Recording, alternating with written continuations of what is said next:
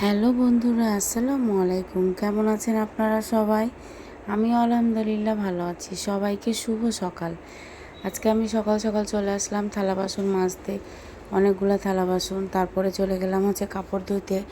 তো যে ওয়াশিং মেশিনটা নেওয়ার পর থেকে আমার অনেকটা হেল্প হয়েছে, কারণ আমার হেল্পিং হ্যান্ড নাই। আমার দোকান বাড়ি সামলানো অনেক কষ্ট হয়ে যায়।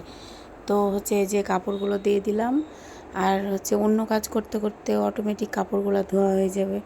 তখন আমি আবার কাপড়গুলো মেলে দিয়ে চলে যেতে পারবো দোকানে। তো আপনাদের সাথে শেয়ার করলাম এই জন্যে যে আমি কিভাবে কি করি, আপনারা যারা যারা জানতে চেয়েছেন। তারপরে চলে যাব বাড়িঘর ঝাড়ু দিতে। সকালবেলা তো ঝাড়ু না দিলে চলবেই না, বাড়িঘরের যে অবস্থা। তো যে যাদের ছোট ছোট বাচ্চা আছে তারাই একমাত্র বুঝতে পারবেন যে কিভাবে কি করে রাখে। যতই চেষ্টা করি তারপরও লাভ নাই, তারপরও অনেকটা চেষ্টা করি পরিষ্কার রাখার। তো বাড়িঘর ঝাড়ু দিয়ে চলে যাব। তো আসলে মেয়েদের জীবনটাই এরকম। আপনার যদি কিছু করেন বাইরের কাজ, তার সাথে সাথে কিন্তু সংসারটা সামলানোই লাগে। আপনার সংসারে তো আর এত অল্প কাজ থাকে না, অনেক কাজ। তো খাওয়া তো বানাতে হবে, খাবার তো খেতে হবে, সেটা তো বানানোই লাগবে।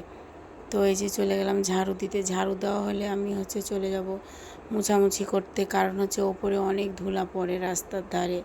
আমি মুছতে মুছতে পাগল প্রায়, এত ধুলো ধলে পড়লে মানে অশান্তি।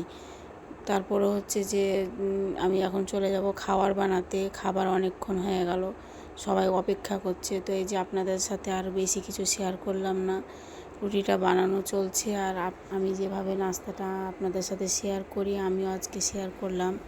তো কেমন হয়েছে আমার নাস্তাটা অবশ্যই কমেন্টে জানাবেন, আর কেমন হয়েছে